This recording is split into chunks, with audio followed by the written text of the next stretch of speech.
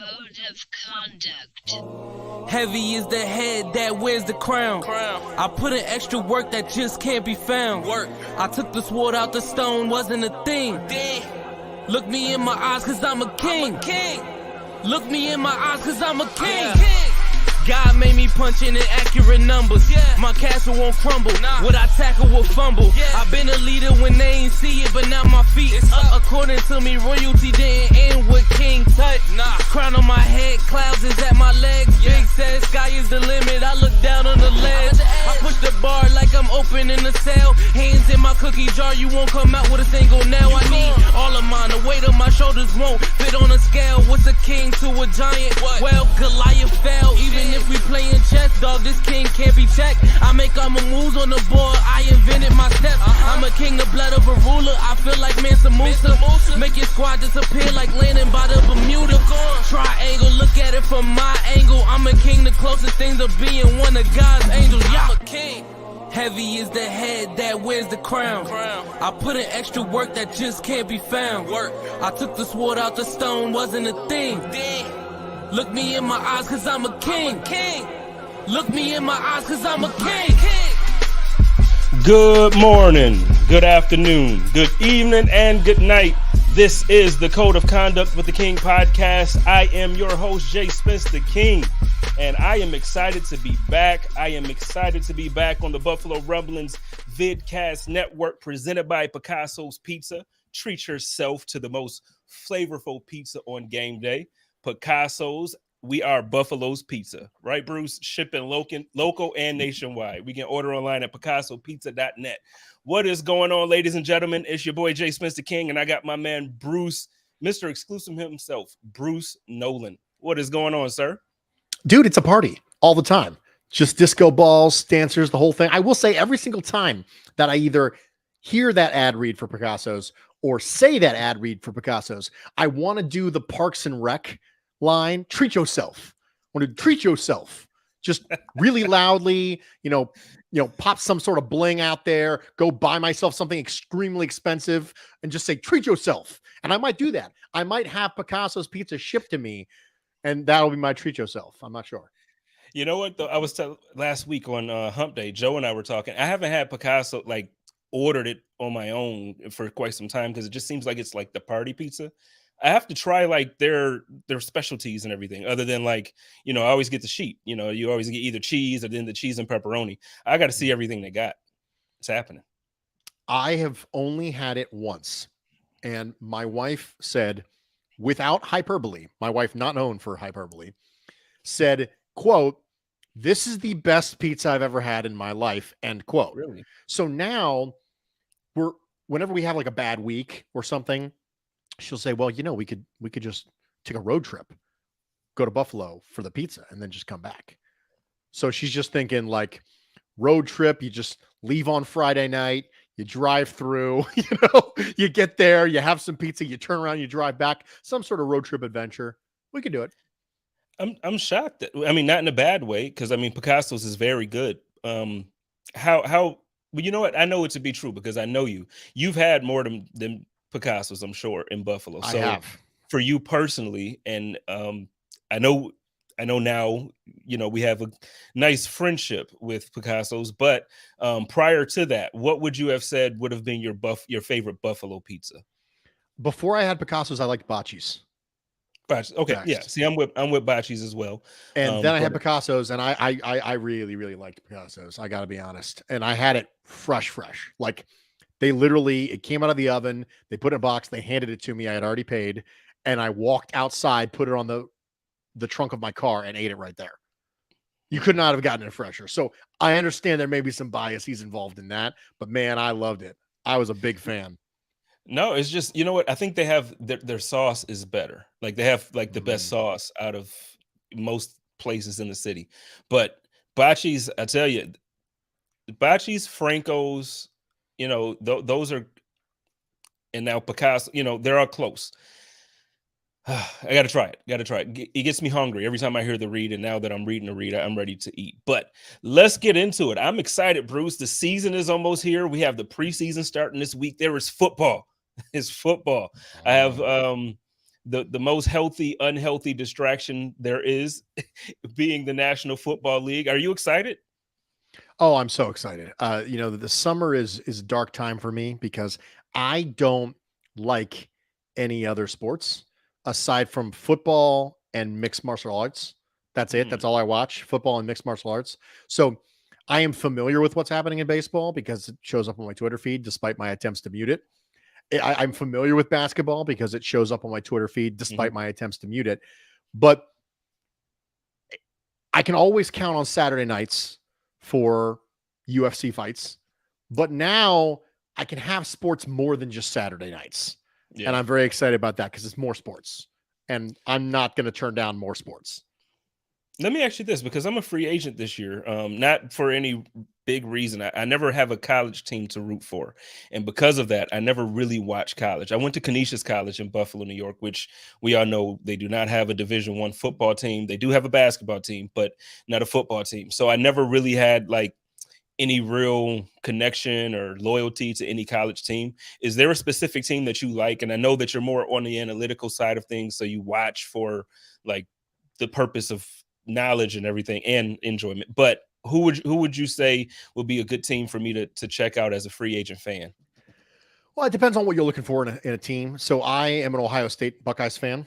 And the reason I'm an Ohio State Buckeyes fan is because I'm an Ohio State Buckeye alum.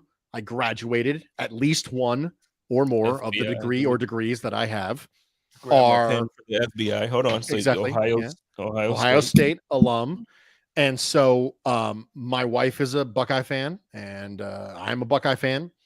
And it's not for everybody, right? This level of fandom is not for everybody. There's some people, it depends on your expectations. It's a little bit different with college football than it is with pro football, because there's certain teams that are just never going to win a national championship. Like, they're just never going to, ever. And so your definitions of success change based on the program that you're following. You know, if you're a fan of Northwestern, right, making it to the Big Ten championship game, that's the Super Bowl. Like, you made it.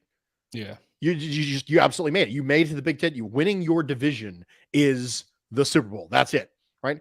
If you are a fan of Ohio State, or if you're a fan of Alabama, or if you're a fan of teams like that, for a lot of fans, it's, win a national championship or that's it.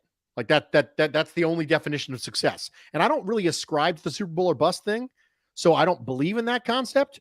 But it's a big thing in college football. Like, that's a big thing. So I think when you look at who I want to be a fan of, like, you think, oh, who do I want to be a fan of? It's a little bit like being on a dating app. Everybody's looking for a different thing on a dating app, and you got to find the thing that works for you. Now, for me, I have emotional connection because I'm an alum and my wife is a fan.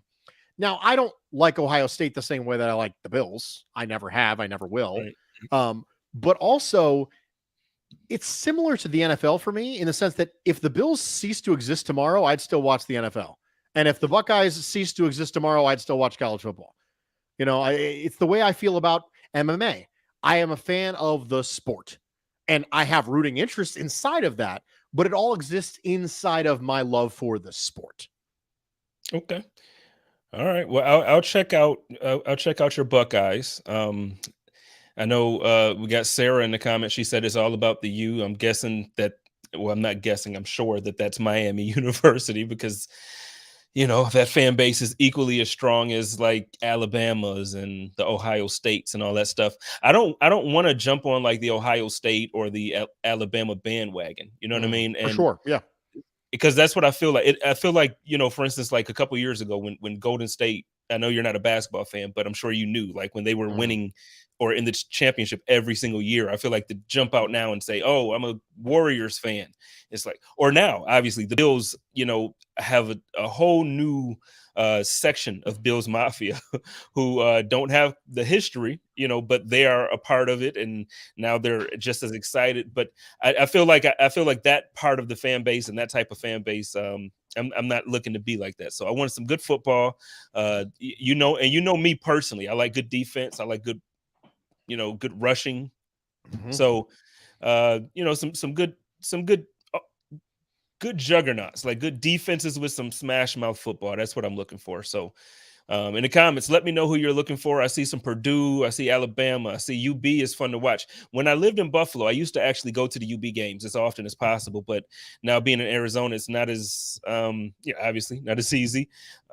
ASU, Herm, I don't know, man. I had higher expectations for him and up and down here at ASU, but I don't know. We got a question for you by James. They want to know, Bruce, who's your favorite fighter in the UFC? Bobby Knuckles, Robert Whitaker, the Reaper. He is my favorite fighter in the UFC. Favorite fighter of all time. So there you go. Hey, and you know what? I know you mentioned that's the other sport that you watch. There's been some good fights this year, like a ton of great fights this year. There has been. It's been a good year to be a UFC fan. So we're a fan. We picked it up actually not too long ago. So I've watched it for years and years and years, and may or may not have partaken in some or one of the martial arts that are involved in mixed martial arts, but FBI and stuff. But my wife just got on board in like 2016, so it's still fairly new for her. Okay, yeah, it took me a while because at first when it first really became popular for me, it was like, that's just a little bit too much. Like, some of it was some of the matches at the time for me were boring because I didn't understand the technical side of it. Like I didn't want to watch the wrestling and all that stuff. I just wanted to see somebody get knocked out. I want to see something like that. So I tend to be more of a boxing fan, but now, I guess maybe the older I got and more understanding of the technicality of the sport, I've grown to enjoy it. And there's been some fights, some really, really good fights this year. But look, let's get into the reason why I got you on the show, though. We got a few questions. We're going to get to your top 10 or your quarterback tiering, your rankings for quarterbacks this year going into this season. But before we do that, I want to talk a little bit about the Buffalo Bills. We've been seeing all the excitement coming out of camp. Everybody's excited about everything from Kyer Elam to how Josh looks to the defensive line to just everything. James Cook, it seems like his radar or his meter is going all the way up. Everything that we're hearing about James Cook has been great. So the biggest, I have two questions for you. First, the biggest concern for me coming out of this whole thing, does it seem like to you that this year compared to last year, there's a lot more injuries or the team hasn't been doing as well at preserving, our key players going into the season as they've been doing in years past? I think that we would feel differently about that if it wasn't for two main injuries on the offensive line. I think we feel differently if Spencer Brown hadn't gotten hurt and if Roger Saffold hadn't gotten hurt. And if you look at their injuries, both of them happened in the offseason when the Bills didn't really have any control of that. So, Roger Saffold got in a car accident. So, I mean, what are you going to do there, right? And Spencer Brown was coming off of an injury when he got to camp. I think we would feel differently if the offensive line was whole, and we'd feel differently that the offensive line was whole as far as the ripple effect it would have on the rest of the vibe when it comes to the way that we perceive things. And I don't think that necessarily the Buffalo Bills could have done anything differently in order to preserve those two people. I think that sometimes when you look at the totality, you think, okay, well, an outlier here, an outlier there, all of a sudden things look a lot different. If you look at the, passes that a quarterback makes over the course of the game and you go, okay, that pass doesn't get tipped, we might be viewing this very differently. And so that's the way I feel about the injury situation this year, where I acknowledge that it's a little heavier than perhaps we're used to, but I also acknowledge we feel a lot differently if it weren't for two things specifically on the offensive line, both of which the Buffalo Bills really don't have any control over. Yeah, and I think you're right. Obviously, we see Saffold come back this week, and a lot of fans were excited about that because of the state of the offensive line. It appeared that, they just weren't protecting Josh as well. But for me, the reason why the question comes up or the concern comes up is because then it's like, well, we also saw, Micah Hyde with a bit of a scare there. He didn't, he's not out for an extended period of time. He's not injured, but the things that we normally don't see. We don't even see those type of injuries. Jordan Poyer, same thing with his hyperextended elbow. We don't see those type of things happen. And it was a freak play. It's not something that just typically happens. But again, I think that's why you're hearing concern, as well as what you said about the offensive line. With Saffold coming back, how do you feel about and going into the season? So let's fast forward. Say we're at September now. How do you feel with the pieces that we have to the puzzle that we call the offensive line? Do you feel that we've taken a step forward with the pieces that we have, or do you have expectations for us to take a step back from what we had on the field last year? I think the Bills can take a step forward. And I think a lot of that revolves around the development of Spencer Brown, because I think that Spencer Brown is a player that I think got very, very, very miscategorized this offseason. Spencer Brown was not good last year.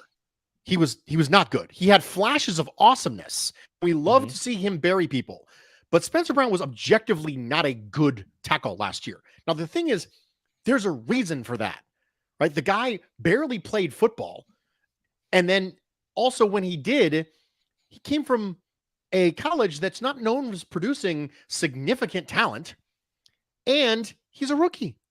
So there are reasons why he wasn't good, but he wasn't good. But he is one of the most athletic tackle prospects in the history of football, and that's not hyperbole.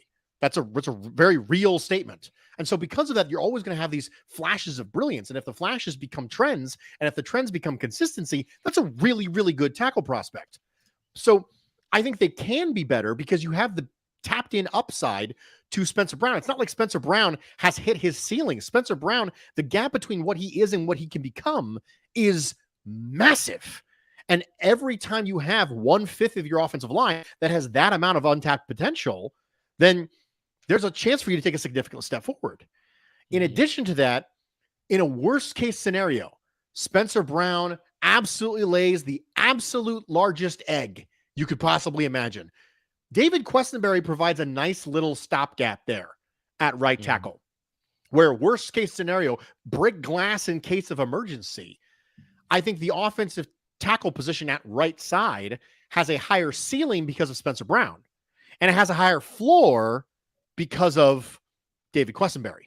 When it comes to right guard, I do think Roger Saffold's a better right guard than Darrell Williams is. In addition, both of those players, Saffold and Spencer Brown, are far more athletic than was previously on the right side of this offensive line. It was better than when you had, a Cody Ford and a Darrell Williams, for example.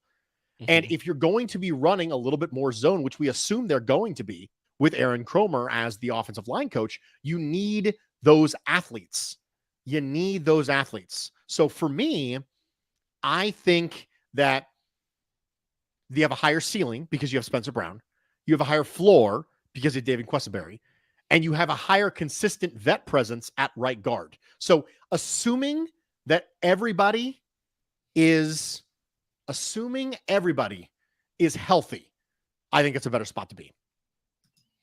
Well, I'm excited about that. And then obviously you flip sides to that. So we're talking about the offensive line, and now you flip that, and then you look at the defensive line, and the obvious one is Von Miller is now a Buffalo Bill.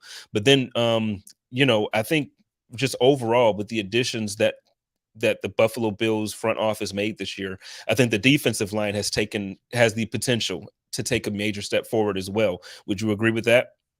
Absolutely. I think Daquan Jones is a huge part of that, because they have been really, really, really, really, really talking about Ed Oliver taking the next step. And I don't think that you can have a tackle that isn't Aaron Donald, who can get to elite status without at least reasonable play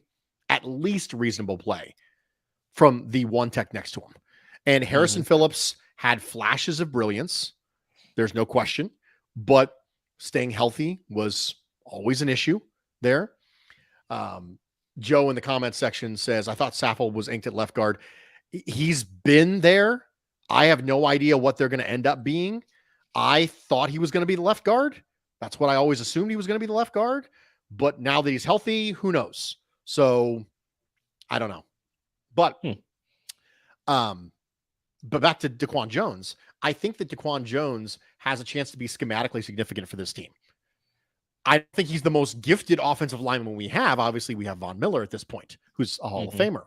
But schematically speaking, I think he may be the most significant because he can be that player that we were all hoping maybe the Bills were going to draft Jordan Davis. Now, I wasn't rooting for drafting Jordan Davis in the first round because I think you can get a player like DaQuan Jones and he can provide a similar style, even if not as physically dominant, for markedly less resource expenditure and be able to give you that two-gapping defensive tackle. Also, it's going to have a big, big impact on linebackers. If you're going to consistently play nickel, which you are, and you're going to consistently play too high, which you are, you now have math problems. It's a math problem. And if you consistently do that stuff, and then underneath, you ask your defensive linemen to one gap because they can't two gap, now all of a sudden your linebackers are under a lot of stress. And I've never been a Tremaine Edmonds stan by any means, but I fully acknowledge that this defense puts a lot on Tremaine Edmonds. And it would be nice if you had a one tech who didn't make you do that. Are you saying these nice things about Tremaine because you're on the code of conduct and you know that I love Tremaine, or are you just being Bruce and this is honest Bruce? Intellectual honesty is important. I see what you did there.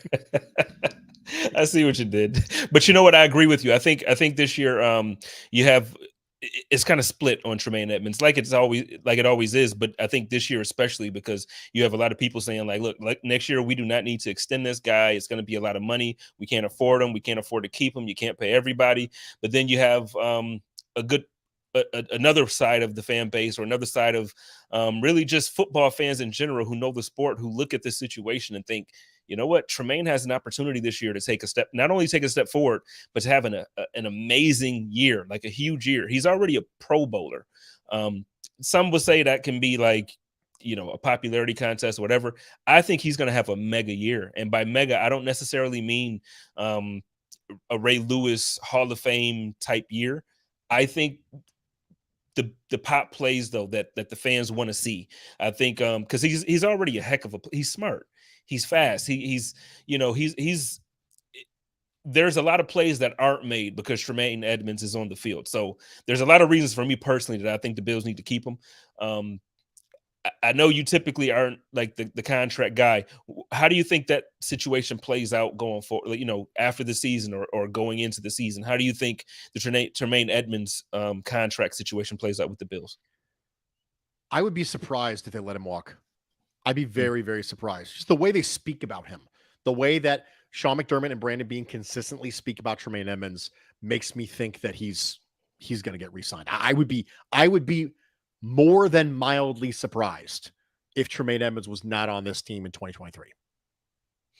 Yeah, and so I get challenged quite a bit because obviously, so there's a side of it where, as a fan and as a human, outside of the fact that like we break down sports, it's like I love Tremaine Edmonds, I love Jordan Poyer, I love Micah Hyde, like I have my certain favorites, and then there's the football side of it, and you got to be honest about things. And I know you and I had a conversation before where I said to you, I'm like, well, as much as I love Tremaine, man, I'd cut or I'd trade or I let Tremaine walk before I let Jordan walk. How likely is it? Because you just said now, you're like, well, you know, you think it's difficult to see them let him walk based on how they talk about him. So do you think it's more likely that, the Bills just let Jordan play this last year out and not extend him, and he's kind of the last or the odd man out in this situation where it's, you know, we built the right way, this very deep roster, but now you get to the point where you can't pay everybody. Do you think Jordan's going to be that odd man out?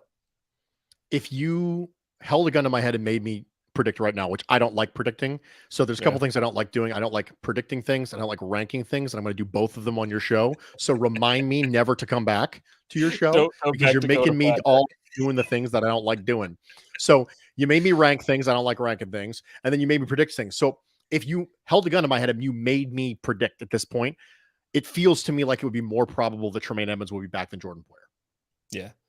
Yeah, and it's been feeling and looking that way for me as well. And then like the certain conversations in certain circles I've had, it feels like that as well. And it's just it's disheartening on one sense because, you know, just as from my perspective as a Bills fan, it's like for years we haven't had like all pro anything like consistently at whatever. Now in our secondary, you've had Trey and you've had, Jordan and Micah. So now it's like, hey, let's keep this level of talent.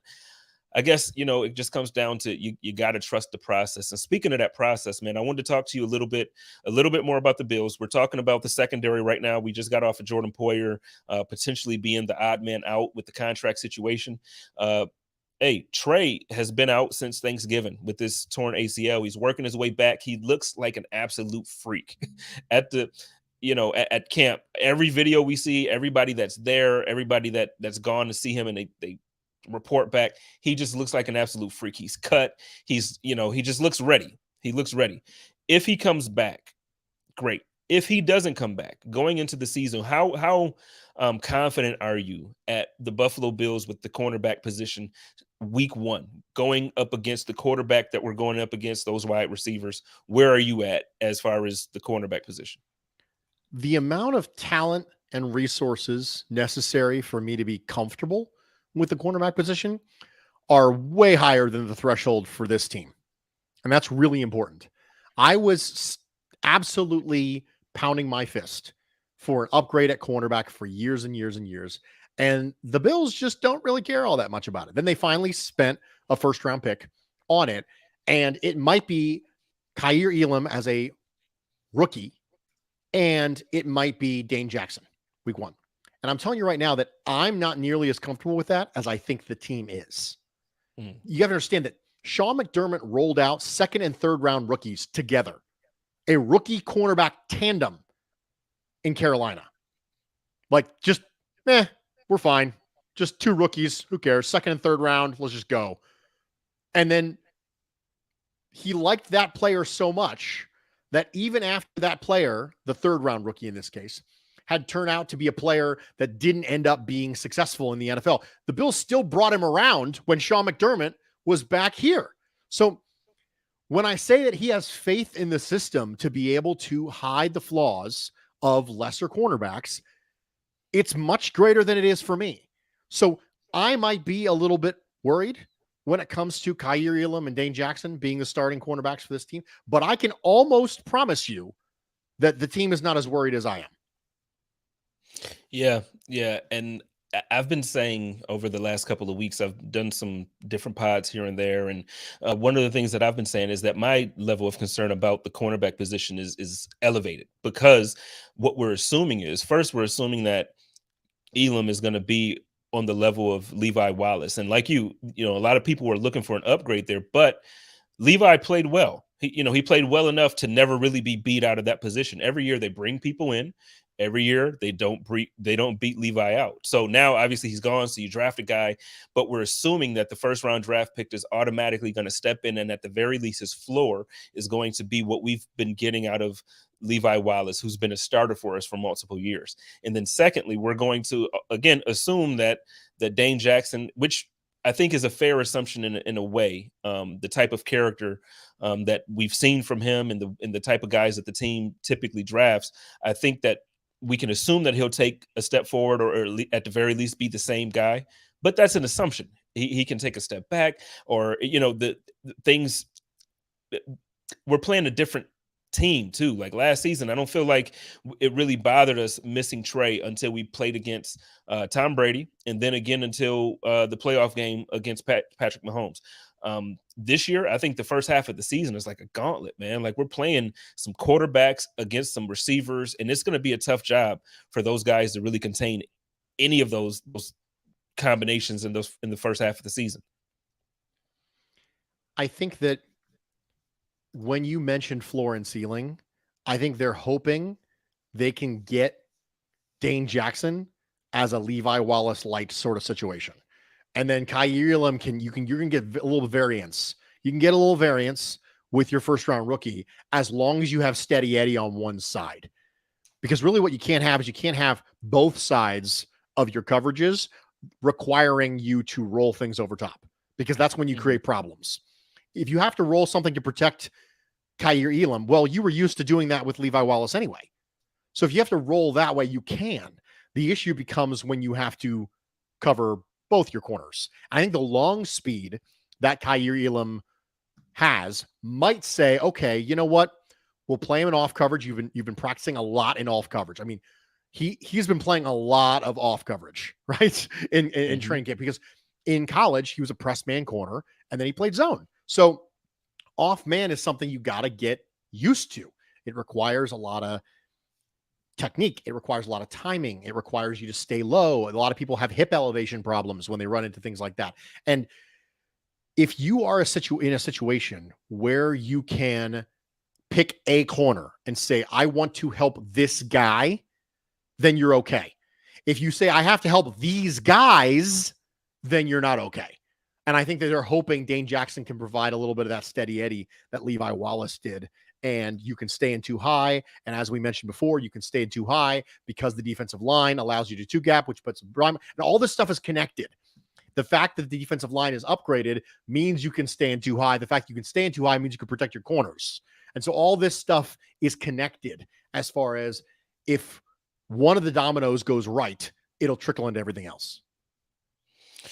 Well, I have high hopes, man. But like I said, there is a part of me that's nervous about that because I do feel like, over the last couple of years, when our defense has been playing at a high level, I do feel like it has been the cornerback position where it does seem like, when the defense is strong, it is the cornerback position. Even when Trey was in, it does seem like at certain moments, like big moments, 3rd and 3, 3rd and 5, they're giving up that first down. Or there's oftentimes that you do see Trey making that tackle, or we saw Levi making that tackle, as opposed to us just making stops and getting off the field.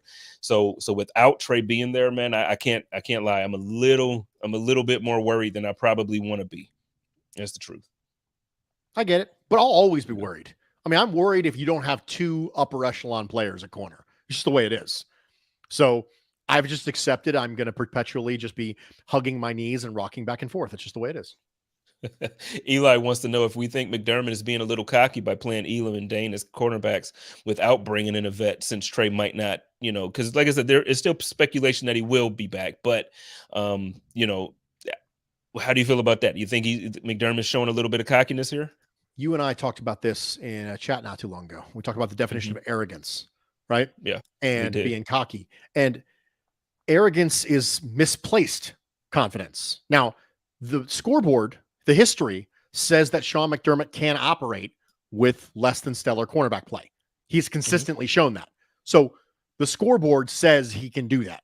It says he has been able to operate with less talented corners. So I don't think it's cocky. Do I think it's not as concerned as you should be? Maybe. I'll let you know when week one's over. But 3 games is a trend, so I guess I'll let you know after week 3 is over. But Sean McDermott has earned the benefit of the doubt that he can get reasonable play from cornerbacks. The question is reasonable good enough? It's not whether or not he can get us to reasonable cornerback play. We know he can. The Bills had reasonable cornerback play after Tre'Davious White got hurt last year. Hot, kind of patching together Levi Wallace and Dane Jackson. You got reasonable cornerback play. But is reasonable good enough against the Rams? Probably not. Mm-hmm. So the question isn't whether he can get to reasonable. The question is reasonable good enough? Can you get better than that? You got me scared, Bruce. You got me scared. I'm sorry. Okay, here's the deal. I know as Bills fans, we wait all year for the fall and the winter so we can go to the Bills games. I get it. Trust me, I do. But let me tell you why this time of the year is elite. It's party time. And we're going to party for so many reasons, whether it's a graduation party, a birthday party, family reunion, or just because it's Saturday and the weather's perfect. Here's the thing. My guy, Buffalo Freddy, has everything you need to make your party the best party of the year. We have everything from chairs and tables to premium tents, water slides, wet and dry bounce houses, and so much more. And that's not all. The best barbecue catering in Western New York has you covered, whether it's a small party or a corporate gathering. Buffalo Freddy Barbecue Catering makes everything easy for you. Rentals and bookings available now at www.buffalofreddy.com, or you can call 716-4FREDDY.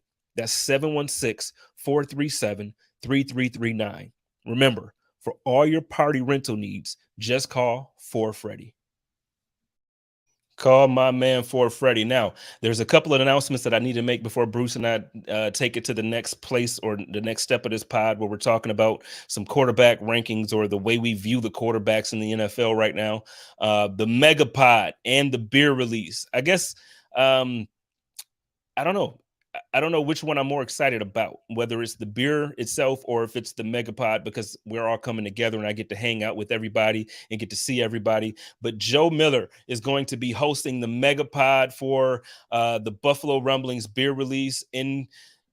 Listen, this partnership with Resurgence last year went great. It was phenomenal. This year, we're going to run it back. We're going to do it again. We got Buff on Weck is going to be there with some good merchandise. We got fans of Buffalo. They're going to be coming out. They're going to have a table to let everybody know about a lot of their just a bunch of they have a whole bunch of different travel arrangements this year for all the games that's going on for the rest of the season. So since this is just going to be week 2, you can get a lot of different ideas about what games you want to go to and how you can make that possible.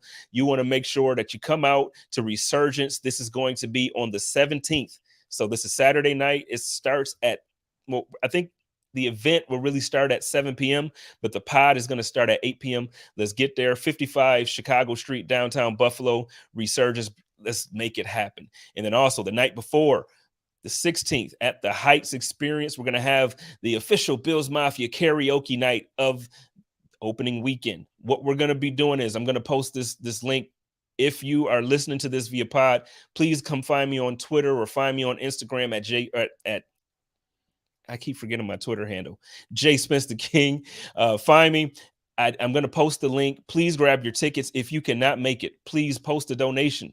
What we are doing is I am going to be making a donation to the Church of Good Samaritan, and as a scholarship or just as a donation in memory of Pearl Young, who was one of the victims at the shooting or in the shooting at Tops on Jefferson. So now we got all the announcements out the way. Thank you all. I can't wait to come back to Buffalo, see y'all, kick it with y'all, hang with y'all. But Bruce, I'm ready. I gotta talk to you, man. I'm ready to talk to you about this quarterback ranking or this quarterback list. A couple weeks ago, or maybe it was a little bit longer than that, I don't know. But you were on Twitter and you were having a discussion about Kyler Murray, and it must have been right when he signed his extension. But you mentioned that you would take Kirk Cousins over Kyler Murray, and I'm like, wait a minute. So I send you a message and I'm like, Bruce, you want to come on a show and talk to me about quarterbacks? Because I don't understand this. And you did a good job explaining it, but I want to get a little bit deeper into that. So real quick, we're going to go through your top 10. So we'll go through quarterback by quarterback so you can kind of have a brief moment to explain why you put them where you put them. And then I want to dive into the value in certain contracts because I did want to compare the Josh Allen versus the Kyler Murray versus what will be the Lamar Jackson and certain contracts. But I really wanted to talk to you about that Kirk Cousins and Kyler Murray comparison. So before jumping in, I do know you have this split into 2 tiers. Can you begin by letting us know what the tiers are so we have an understanding? So it's important to note that I hate ranking things. I hate ranking things because it forces you to draw very, very, very small lines between people who are far more common than they are apart. And it forces people to get lost in a little of the minutia. But ranking is an important part of being able to have discussions because it forces that on you. So as someone who is forced to rank things, it is good to go through the mental process of ranking things because it forces you to come up with the most minute and unbelievably specific tiebreakers necessary to be able to draw a distinction between quarterbacks who are very, very, very, very good and quarterbacks who are very, very, very, very good. And so for me, I break down my quarterbacks into tiers. And the reason I do this is I do this based on the amount of help that you would need to give them to accomplish the same result. And so I'm basically isolating a variable. I'm holding a variable and then manipulating the rest of the situation around it. And the hold variable that I'm using is Super Bowl contender. So that means we have to define Super Bowl contender. Super Bowl contender, by my definition, is if you win a Super Bowl, the narrative will not be, oh my gosh, no one saw that coming. oh my gosh, can you believe it? No one in a million years would have thought they would have won the Super Bowl this year. If that is not the narrative, then by definition, you are a Super Bowl contender. So, for example, if the Texans win the Super Bowl this year, is the narrative going to be, holy crap, no one thought the Texans could win the Super Bowl? Yes. Therefore, they are not a Super Bowl contender. If the Bills win the Super Bowl, will that be the narrative? No. Therefore, the Bills are a Super Bowl contender. So my question when it comes to ranking quarterbacks is tiering them is how good does the roster around the quarterback need to be to accomplish Super Bowl contender status? The top tier is if you give them an average remainder of roster, something that's not terrible, it's fine. If you give them a fine remainder of roster around them, and that includes coaches, remainder of organization around you, then you have a Super Bowl contender. The second tier is above average remainder of roster equals Super Bowl contender. So if you give this quarterback an above average supporting cast, then you can get Super Bowl contender status. The tier below that is elite remainder of roster. You got to give them elite remainder of roster. So they're like, yeah, they're a Super Bowl contender as long as the quarterback doesn't hold them back, right? That's the scenario for this. And then below that is historic remainder of roster. You got to have one of the best teams ever. This is where you accommodate for the Brad Johnsons and the Trent Dilfers of the world. They had elite remainder of organizations. And they were Super Bowl contender, and everyone accepted they were Super Bowl contender, even though no one was operating under the assumption that the quarterback play was going to be a big part of it. So this is the quarterback tierings for me. And the top 10 contains 2 of those tiers. So the top 10 starts off right off the bat with someone who is halfway through the second tier, and that's Dak Prescott. Dak Prescott, good quarterback. For 2021, he was 9th in QBR, 3rd in passer rating, 7th in average net yards per attempt, 11th in EPA per play, 3rd in DVOA, 8th in PFF grade, 9th in CPOE. Good across the board. I would consider him to be supercharged Kirk Cousins. If you look at Kirk Cousins as the line of anyone better than him is really good and anyone worse than him is not really good, then Dak Prescott for me is the line above that. Dak Prescott is anyone better than him is really, really a good player. Anyone worse than him is, they could still be a good player, but he's like the dividing line for me. He is the dividing line between players who are good and players who are great.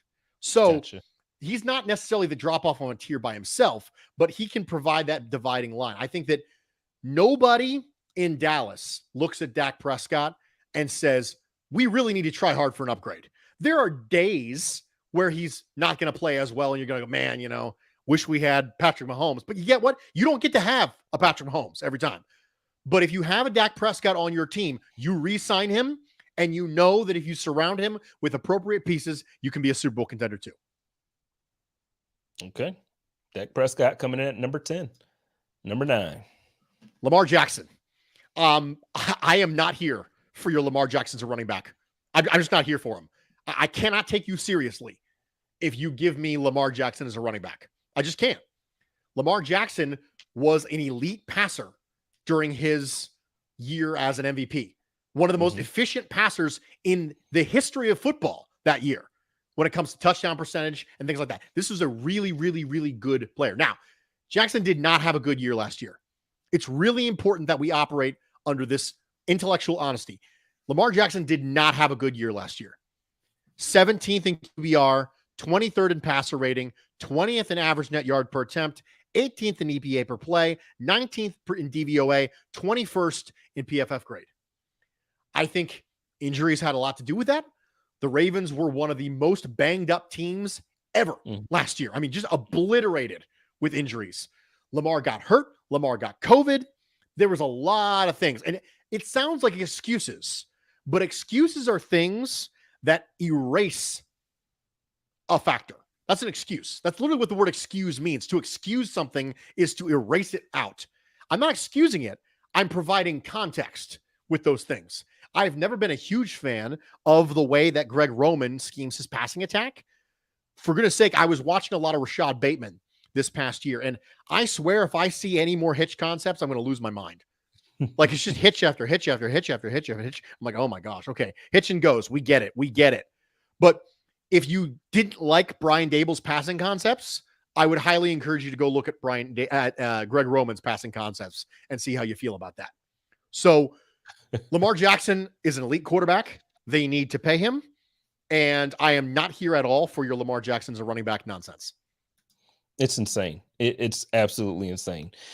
Lamar Jackson, number 9. Coming in at number 8, we have Russell Broncos country. Let's ride. Let's ride. Let's ride. Let's ride. Broncos country. Let's ride. Let's put the emphasis on the wrong syllable as much as possible in order to make sure that we have the full Russell Wilson experience.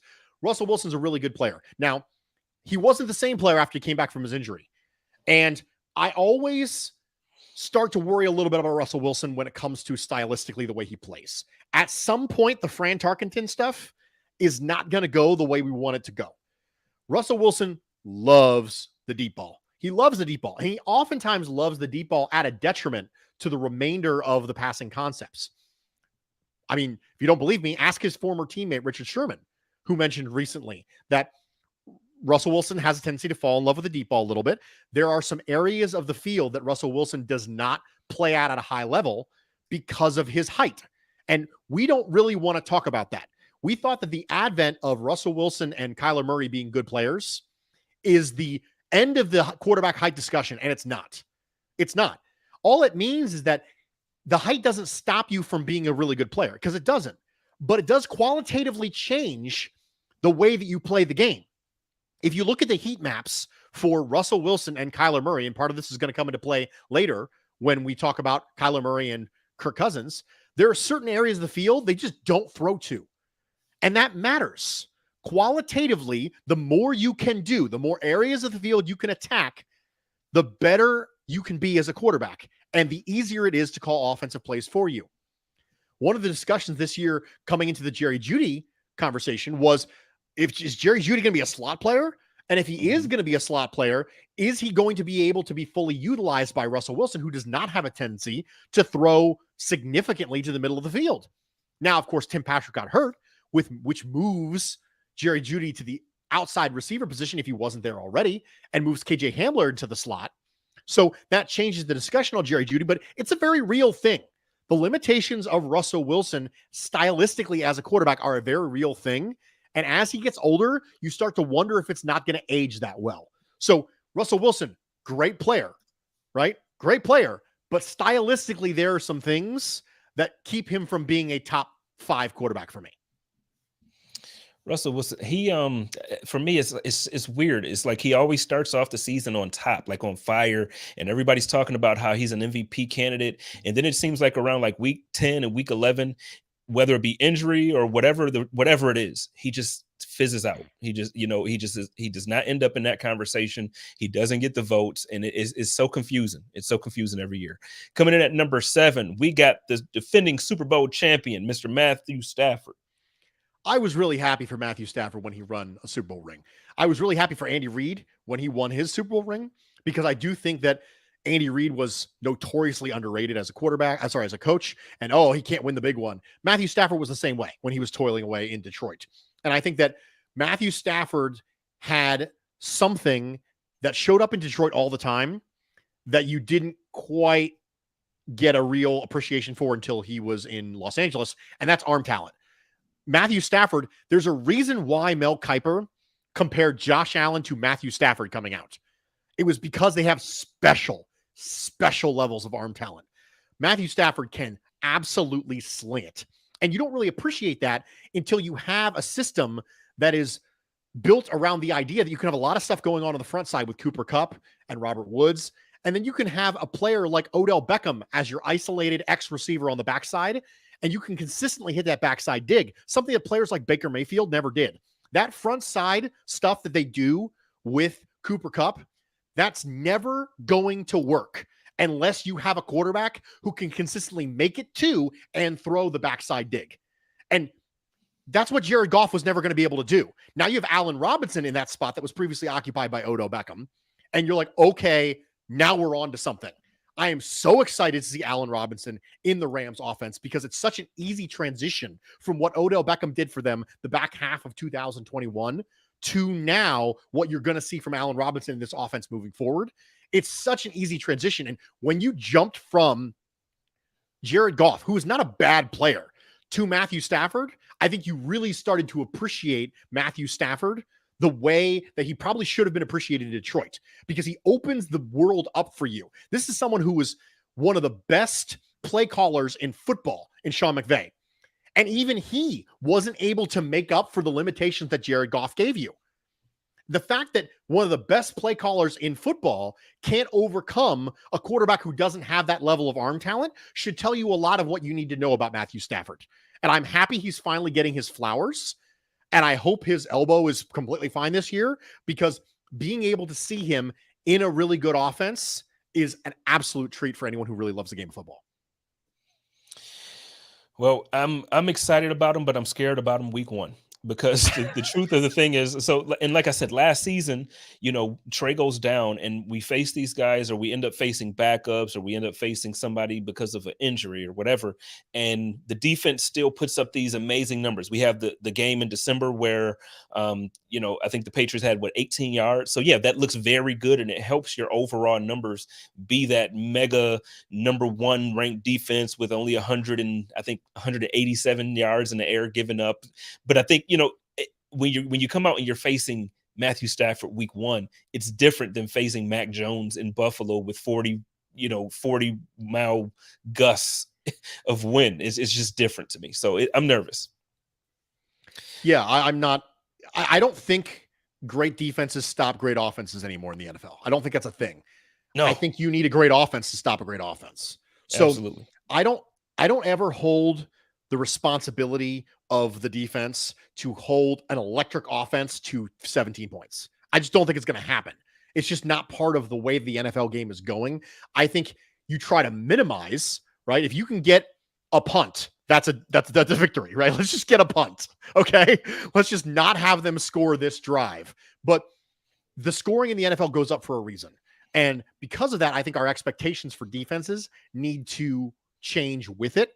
And I acknowledge what you just said. I think that it's important that we understand that good defenses are going to beat up on bad offenses, right? Davis Mills against the Buffalo defense last year was a train wreck, right? Yeah. And those are going to change your numbers. But when you go and play really, really good offenses, you're not going to win. You just want to try and slow them down. And then you need your good offense. That's one of the reasons why the phrase defense wins championships, I don't think is a thing anymore. I think it used to be, but I don't think it's a thing anymore, because at this point, defenses allow your offense to win a championship. I'll get you there. Defenses can kind of hold you down at that point. But that's what I expect from this defense. I don't expect them to stop the Rams. But if I can get some slowing, then I'm good. So scary, man. So scary. Okay, coming in at number 6, we have on the other side, the loser of the Super Bowl, Mr. Joe Burrow himself, ranked ahead of the winner of the Super Bowl, coming in at 6. If ever there was a wins or not a quarterback stat moment, this is the moment right here, because this is actually the beginning of my top tier. So the line is between Burrow and Stafford. That's the line. So the top 6 are average remainder of roster equals Super Bowl contender.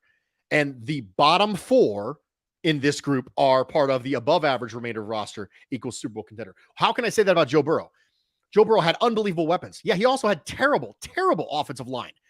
And we always say that a bad offensive line dooms a quarterback. We say that all the time. It didn't doom Joe Burrow last year. That's how good Joe Burrow is. That you can have one of the worst offensive lines in football and still make a Super Bowl.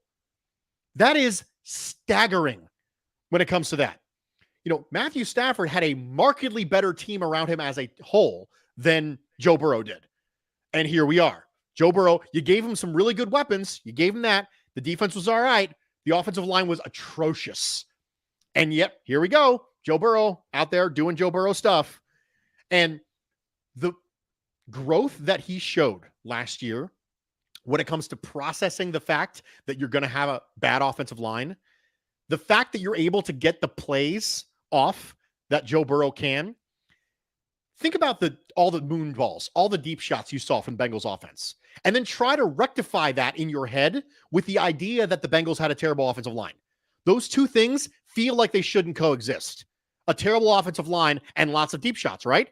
Because you need lots of deep shots. You need the offensive line to hold up if you want to have that, right? That just makes sense. It makes sense that you would have to have a average to above average situation going on with the offensive line in order to qualify for that. Nope. Not when you have a 2.41 time to throw with Joe Burrow. You have 2.41 time to throw, and you led the NFL in yards per attempt. The guy who has no offensive line led the NFL in yards per attempt and completion percentage. Do you know how ridiculous that concept is? To lead the NFL in both completion percentage, which is inflated by taking the ball short, and also yards per attempt, and still have a 2.41 time to throw. That is obscene.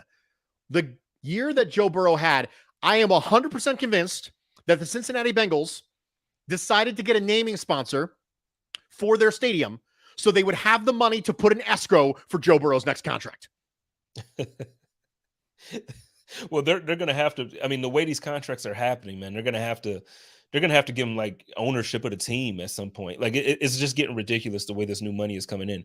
But am I crazy to think? Hot take here. I've said it before publicly. Am I crazy to think that the Bengals don't make the playoffs this year? I feel like one of the points that you made earlier about the Ravens having one of the most injured teams in history. I think I don't think Mitch Trubisky is necessarily a Hall of Famer, but I think he's better than what Ben Roethlisberger's been over the last couple of seasons. And, you know, obviously Deshaun Watson is going to be suspended at the minimum 6 games, but if it's more, then okay. But if not, I mean, Deshaun Watson and the Cleveland Browns have a roster that will have something to say about that division as well. Do you think I'm crazy to come out and say, hey, man, I think the Bengals might actually miss the playoffs this year? I don't, because they didn't dominate in. I don't think it's crazy because you have logic behind it. And if you have logic behind it, it's not crazy. I disagree with it. And I think I'd agree with it if the Bengals hadn't upgraded their offensive line a lot this offseason, which they did. Mm-hmm. I think if the Bengals hadn't done that, then I would look around at your situation and go, well, everyone else is going to take a step forward this year, and you're not. But the Bengals put a lot of resources into fixing that offensive line. I can't imagine what Burrow's going to look like with time to throw this year. So if they hadn't taken their own step forward, I would agree with that statement. The fact that they had means I think it's Bengals and Ravens for that division, because I think Deshaun Watson is going to get a lot more significant of a suspension. I think the Browns are going to be Jacoby Brissetting their way through 2022. Yeah, no, which I think they're honestly, I think it's going to be a little bit more than a full season, because I think the financial aspect of it is what upset the owners. So, but we'll see what happens. Coming in at number 5. Listen, I love this kid. Like, I mean, I absolutely have a man crush on this dude. Justin Herbert out there with the Chargers. He's a phenomenal, since his rookie season, phenomenal quarterback. Let's talk a little bit about Herbert. 3rd in QBR, 11th in passer rating, 10th in average net yards per attempt, 6th in EPA per play, 6th in DVOA, 3rd in PFF grade, 23rd in CPOE. Now, it's important to note that when you see an outlier for CPOE, it usually means they're throwing to more open targets. That's usually what that means. And in this case of Justin Herbert, it is. But why? Why is he throwing to more open targets? When you look at certain schemes, you think, oh man, they're getting a lot of help from the scheme. Justin Herbert's arm talent is the opposite of the situation we talk about when it comes to Russell Wilson. I'm not saying Russell Wilson doesn't have a great arm. He does. But Justin Herbert is one of those quarterbacks where all areas of the field are in danger at all times. And you've seen him do it. It's the same thing Josh Allen's got. And when those situations happen, you have scenarios where you can have someone riding wide open. Why are they running wide open? They're running wide open because the defense is like, I'm tired. I've been covering for 7 seconds. Justin Herbert roll out. Now he's going to throw against his body across the hash, 40 yards down the field on a dot, and I'm tired. Asking a defender to cover for 6 seconds is absurd. But when you have Justin Herbert, you have at all times the danger zone at all levels of the field. And that's what he gives you. In addition to that, you have the fact that he has an absolute cannon for an arm. He has mobility. He has all the traits that Josh Allen has. He's just not quite as accomplished at this point as Josh Allen. But make no mistake, Justin Herbert is every bit the athlete and every bit the ball of traits that Josh Allen is. And it's just a lot of fun to watch. And I really like Justin Herbert. I like his personality. I think he's funny. He's kind of a biology nerd, and I really respond to him. But his physical traits are what give him the edge over Joe Burrow, because Joe Burrow has a perfectly reasonable arm, but the traits just as efficient in a lot of different areas, but with more physical tools. That's what gives Herbert the nod for me. Man, he's incredible. He's absolutely, like, since his rookie year, I remember watching him, and I'm just like, oh, this guy is going to be one of my favorites to watch for a long time. Same thing with Joe Burrow. I love both of them. So, okay, we're going into overtime here. I'm sorry, I talked too much for you. Do you have time to kind of keep going with me here? Absolutely. Okay, so let's get to number 4 here, and I'll try to speed up for you. Everybody in Buffalo's favorite guy to love, the guy that we all feel like looks the best in shorts in the NFL, Mr. 17 himself, Joshua Patrick Allen, coming in at number 4. Good spot. I feel like some people won't be happy, but let's talk about Josh. I think that we really, really, really are being prisoners of the moment when it comes to Josh Allen. Josh Allen is an elite quarterback. It's also really important to note that Josh Allen's first 4 games of 2021 were not great. After the first 4 games, his average net yards per attempt were 16th. His QBR was 15th. His pass rating was 17th. His DVOA was 19th. His PFF grade was 21st. His CPOE rank was 24th. His EPA per play rank was 15th. I'll never forget having people tell me after the first couple of games, has Josh Allen been figured out? And then all of a sudden, Josh Allen goes absolutely nuclear in the playoffs. And all we remember for the entire year is those 2 games in the playoffs, where it was one of the greatest playoff performances ever by any quarterback. That is not hyperbolic. One of the greatest offensive performances by any quarterback ever in the playoffs. Ever. But we're just forgetting the entire sample size because of 2 games.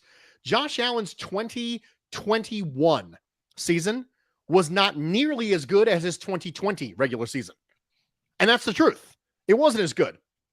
Now, his playoffs were better, but that sample size is really, really, really small. He was still very, very good, and he ended on an unbelievable note. But this is not a projection moving forward. This is really important. This is not a who would I rather have as a quarterback moving forward for the next decade. This is a where are they right now? Oh, well, Bruce, Aaron Rodgers lost Devontae Adams. Okay, Aaron Rodgers lost Devontae Adams. Okay, that doesn't change anything about the last time we saw him play. Oh, well, Patrick Mahomes lost Tyreek Hill. Okay, that doesn't change anything about you're projecting. You're assuming what you think they're going to look like at the end of this year. That's not what these rankings are. Nothing has changed since the last time we saw him. And the last full season we saw him, Patrick Mahomes, Tom Brady, and Aaron Rodgers all played better than Josh Allen did. Now, Josh Allen had an unbelievable run in the playoffs, and he's an elite quarterback. But I cannot, in good faith, put him over the reigning back-to-back MVP, the most accomplished quarterback of all time, who was better than him last year. Tom Brady was better than Josh Allen last year. And Patrick Mahomes, who has never had a bad season, literally ever. Patrick Mahomes has never had a bad season. In fact, you could make an argument as to how many bad games he's had. He's never had a 4-game stretch where people wondered if he got figured out. In the middle of 2021, the Chiefs offense went through a weird stretch, and they were like, oh, and that weird stretch was still really good for Patrick Mahomes. So I can't put Josh Allen over the other 3 of them and remain intellectually honest, but I can put him in a top tier and say he's an elite quarterback. And anybody in this top 6 you should be darn grateful and not even be considering anybody else. That's where I've got Josh Allen here. For the record, I was at the place where I wouldn't consider anybody else before anybody was at that place. Just saying. I didn't want to hear nothing about trading Josh. And actually, Bruce told me I was crazy. I did. No. I absolutely did. Because 2020 was the first year of what I would consider to be extension-worthy play for Josh Allen. I've said this before. If I would have gotten 2019 Josh Allen every year, I would not have signed that player to an extension. I would not. Absolutely not. 2019 Josh Allen was not good enough, in my opinion. And so 2020 Josh Allen absolutely was. But then you have 1 year of extension-worthy play. So to me, it's absolutely, I'm not ashamed to say that I'm in a spot where I was not on board with a Josh Allen extension after 2019. Absolutely not. I mean, that year, it was a scenario where his stew was 27.57. So if you took the average rankings of his passer rating, his DVOA, 27th in the league after 2019. That is not good enough, right? It's just not. Yeah. Yeah. And so then you put that in 2020, it was 3.57. Reminder, lower number is better. The jump that Josh Allen took qualitatively, right? We started to see growth in 2019. But as far as results go, 2018 and 2019 were not good enough for me. Now, that's one of the reasons why Patrick Mahomes is over him in the list. So 2018, Mahomes was better than him. 2019, Mahomes was better than him. 2020, Josh Allen was better. 2021, Mahomes was better than him. So 4 years they've both been starting. 3 of those 4, Mahomes has been better than Josh Allen. I cannot put Josh Allen ahead of him. I can't. I just can't. I think it's intellectually dishonest to do it. Yeah. No, I'm with you. I understand. Like I said, the fan base, we've grown to be a fan base in Buffalo that we fall in love with the players, because for so long, all we had was like the players. That's all we had. We weren't good. We didn't go to the playoffs. We didn't win. Now we have a winning team. So you add the fact that we can celebrate the winning to go along with the way that we love our players.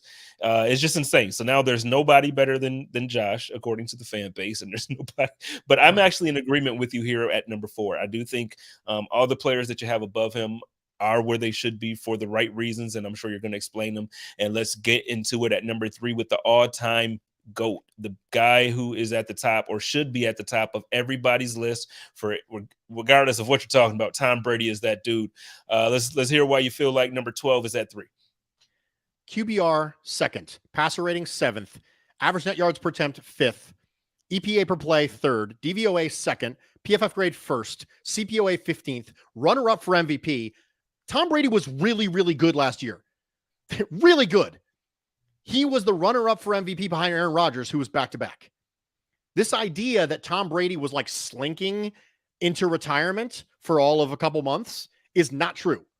Tom Brady was really, really, really good last year. One of the most impressive things recently about Tom Brady was how different the Bruce Arians system is for Tom Brady versus the situation he was in New England. It's a very different offense. Tom Brady consistently has one of the lowest times to throw, but also had one of the highest average yards per throw. So he was throwing it fast and he was throwing it long. I mean, it's an absolute perfect marriage of quarterback and offensive system, because Tom Brady's always been a good deep ball passer. Tom Brady is not a check down Charlie, but the offense was a little bit more horizontal in New England, barring the 2017 season where they were going bombs out with Dante Stallworth, Randy Moss, and Wes Welker. And so Tom Brady was really, really good last year. Like, really good. And I do not understand the idea that you could have Tom Brady not high on this list if the argument is anything aside from, I'm picking this quarterback for the next 5 years. If that's the argument, well, then, okay, I get it, because Tom Brady's probably going to retire at some point here soon. And the same argument can be made about Aaron Rodgers. But that's not the argument we're having. We're talking about effectiveness and results, and they are primarily weighted on the 2021 season. A little bit of 2020, a little bit less of 2019, a little bit less of 2018. But the most significantly weighted part of this is the 2021 season. And in the 2021 season, he was one of the best players in football. Yeah, absolutely. It's frustrating for me, not now with him being in Tampa, but it's frustrating for me. It's like, at what point, we've seen previously, okay, at some point, their shoulders just seem to fall off a cliff. Like they just can't throw the ball. And so it's like you're waiting for Tom Brady for all of these years to do it. And now the guy is going on year 47 in the league and he's still throwing faster and longer. And it's like, dude, what are you doing? He's amazing. He's insane. Coming in at number 2, we have the man, the myth, the legend himself. I think, honest to God, man, it's gonna be tough when it's all said and done to not have this guy in the argument with Tom Brady as being the GOAT. Patrick Mahomes coming in at number 2. 5th in QBR, 10th in passer rating, 9th in average net yards per attempt, 2nd in EPA per play, 4th in DVOA, 13th in PFF grade, 6th in CPOE. Patrick Mahomes, ladies and gentlemen. There's a Jeffrey Brown in the comment section says, ha, ha, ha, ha, Allen is way better than Mahomes. I see no way you can make an argument on this that is based on a sort of significant sample size. If you want to say Josh Allen was better than Mahomes in a game, sure. If you want to say he was better than him in the 2020 season, sure. But those are the only arguments you can make. Patrick Mahomes has been better than Josh Allen for at least 3 of the 4 years that they've both been starting. And he's been an MVP already. This is a guy who is consistently playing at MVP level. He's gotten MVP votes multiple years and consistently produces. And I think that the idea that Patrick Mahomes is going to fall off a cliff without Tyreek Hill, I don't think there's a lot to it. I really don't. Yeah. I don't say that he won't feel that. He won't feel that. He will feel that. But you cannot simultaneously say that Patrick Mahomes will fall off the cliff without Tyreek Hill and then also say Stephon Diggs didn't make Josh Allen. Those two things are intellectually dishonest. Now, I understand that fandom is intrinsically intellectually dishonest, but you're not going to hear it from me. My argument has been all along that Stephon Diggs didn't make Josh Allen because wide receivers can't make quarterbacks. If I say wide receivers can't make quarterbacks, I cannot then turn around and say that Tyreek Hill made Patrick Mahomes. I can't. Just because he's wearing a color of a team that I don't root for. You can't do that. Patrick Mahomes is a really, really good player. If you look at any major quarterback metric, they have the Mahomes-Darnold discussion. If you make a quarterback metric and Mahomes is at the top or close to the top and Darnold is close to the bottom, then that's probably a good quarterback metrics. That's the rule when it comes to looking at quarterback metrics. And guess what? QB Stu has that. Right? Mahomes is close to the top. Darnold's close to the bottom. And I don't see that there's an argument. I really don't. I don't see that you can make an argument that right now, based on what we have seen, Josh Allen's better than Patrick Mahomes. Now, I can see an argument that you want to say if you say that Josh Allen is going to be better than Patrick Mahomes. If you say, okay, they were close, Mahomes is going to lose a little bit because of Tyreek Hill. Josh Allen's going to gain a little bit because of X, Y, and Z. Okay, I can see that. I can get that. But based on what we have seen thus far, I don't think there's an argument to be made. All right. Well, coming in at number 1, we have the guy who he's been my favorite quarterback prior to Josh being drafted. And I still think I've never seen anybody play the position of quarterback better than this guy. With the exception of Tom Brady for an overall career. But Aaron Rodgers to me is the greatest quarterback I've ever seen physically play the game. This guy is a beast. He's the most accurate. He just does things that you feel like just shouldn't happen. And I feel like he's the father. Like he's the guy. He's the reason why we have the Josh Allens and the Patrick Mahomes of the world. Let's talk a little bit about AR12.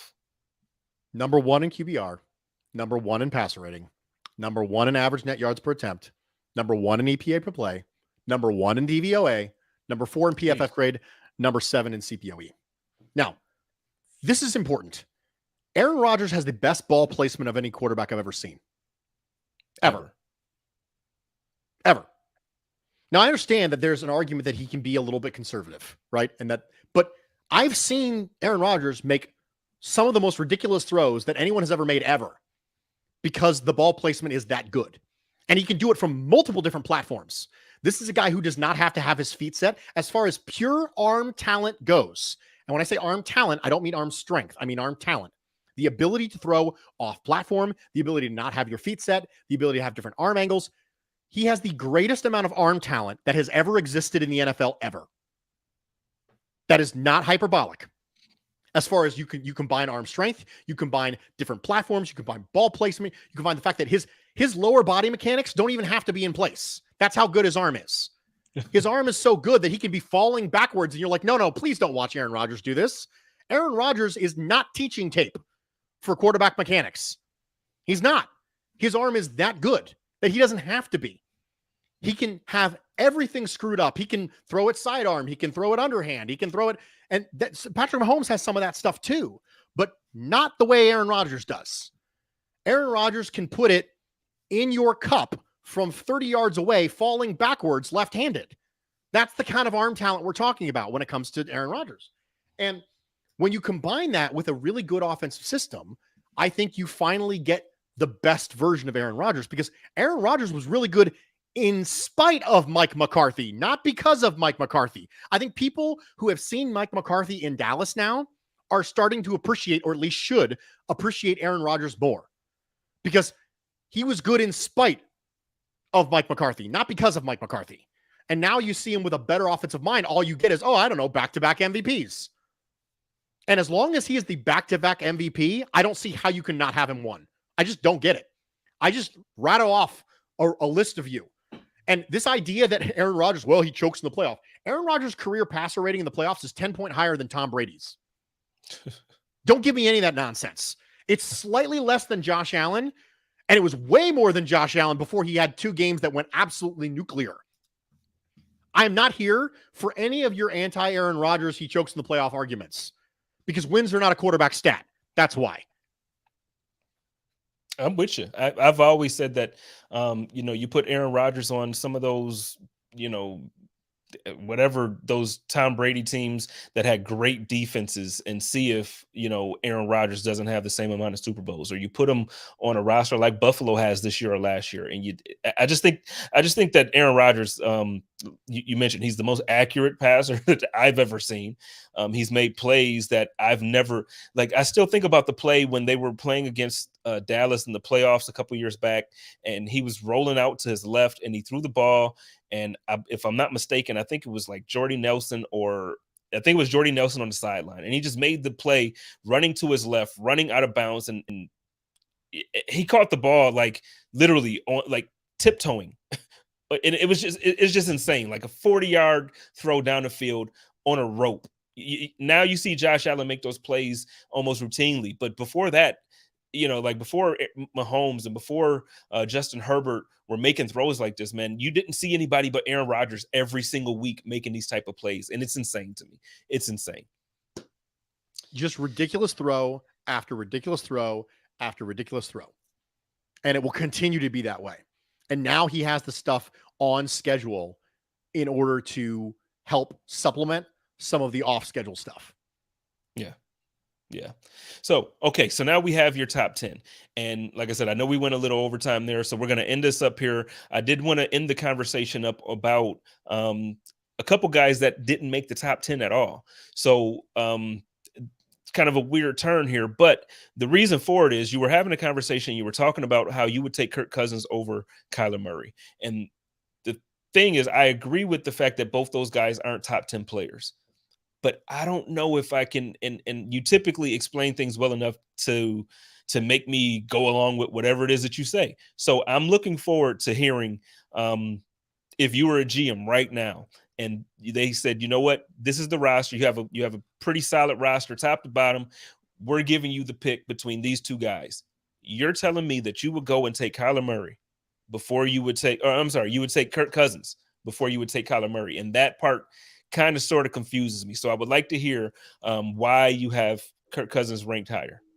So, and very important, if you made me a GM, I'd take Kyler Murray because he's younger, a lot younger. But assuming the age, if you had the 1 year, right? If you assuming just had 1 year, give me Kirk Cousins, and I'll tell you why. Kyler Murray is currently existing in an offense that is as well suited to his skill set as humanly possible. And this is a guy, Cliff Kingsbury specifically picked Kyler Murray. And it was a match made in heaven from the beginning, and everyone just acknowledged that.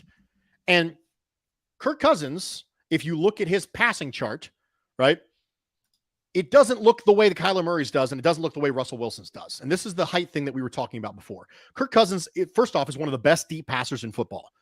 I don't understand why people don't know that. I think maybe they're just not watching or they're not paying attention. But Kirk Cousins is one of the best deep passers in football. But he doesn't have to just throw deep outside the numbers. If you looked at a quarterback and wanted to say something along the lines of, well, this wide receiver made this quarterback, I said before, I don't believe in that. If you wanted to make an argument for me that a wide receiver made a quarterback, show me Kyler Murray before and after DeAndre Hopkins' injury. Show me those passing charts.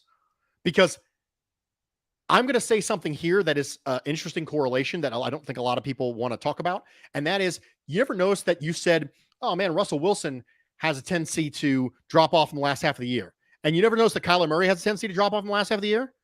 Mm-hmm. It's not because they choke. It's because they're short. Why on earth would that matter? Why would that matter?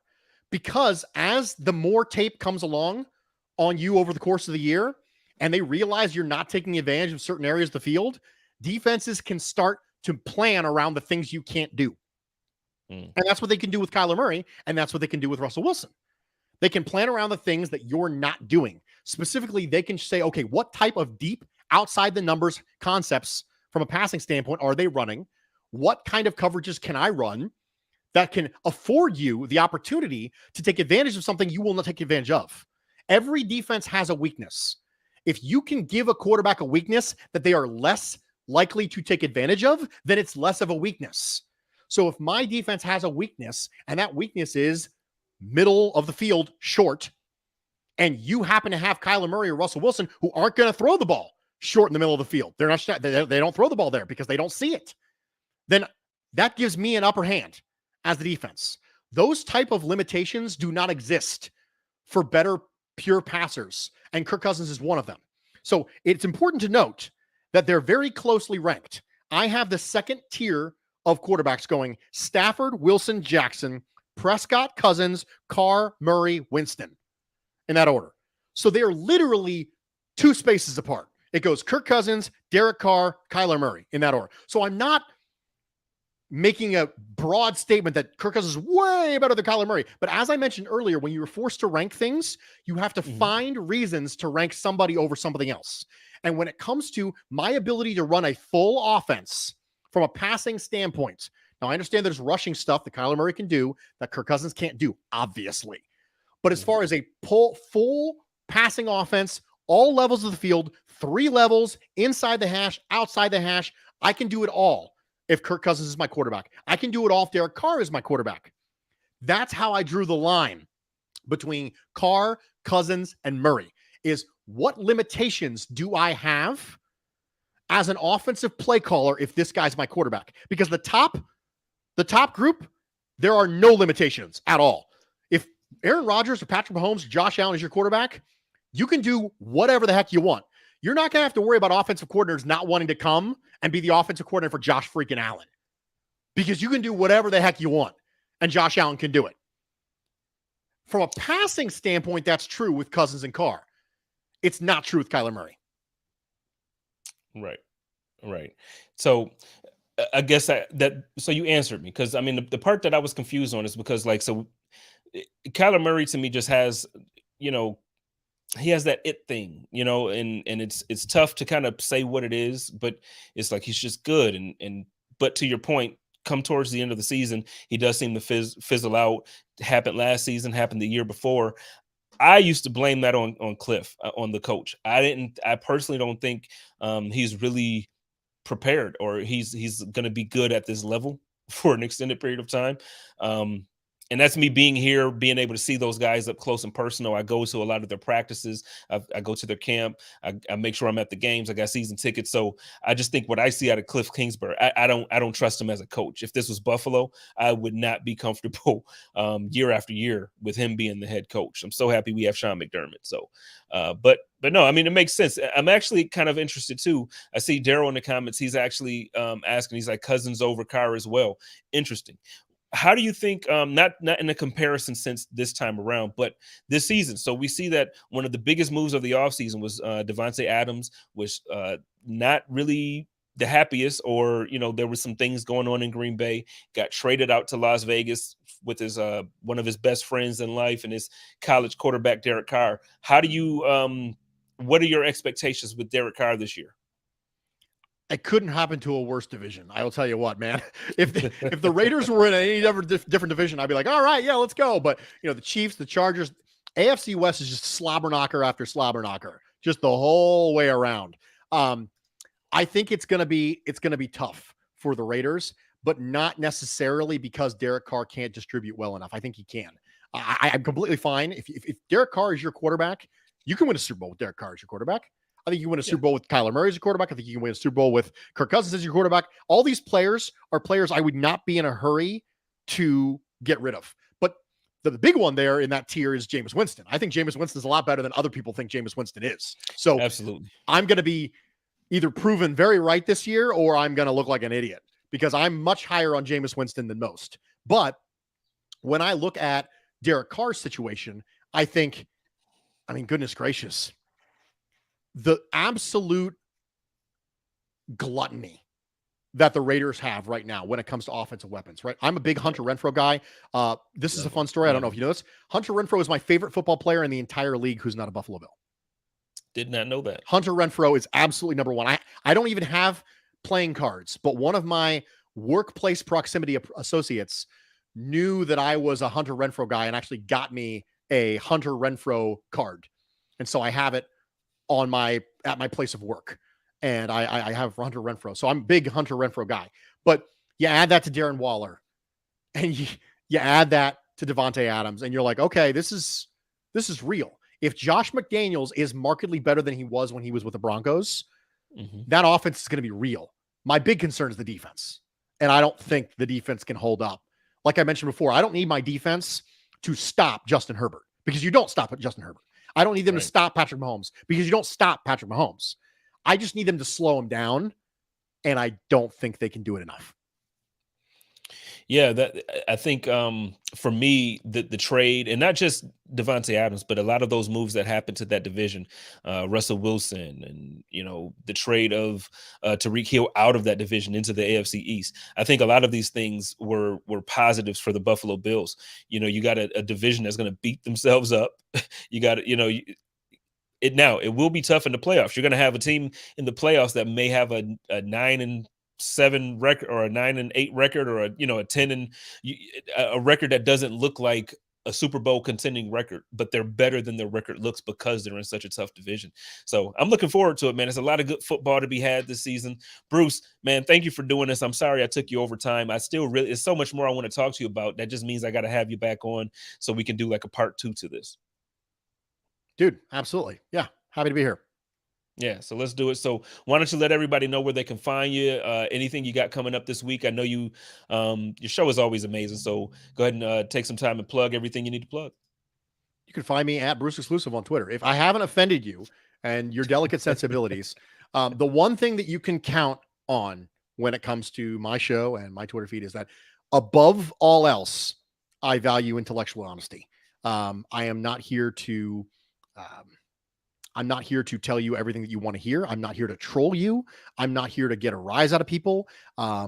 Going for engagement, saying things that I know will get a bunch of, likes and retweets or a bunch of ratios. And that's not really my thing. Because I care deeply about wanting to make sure that the process is sound and that you arrive at a logical conclusion, regardless of whether or not you like that conclusion.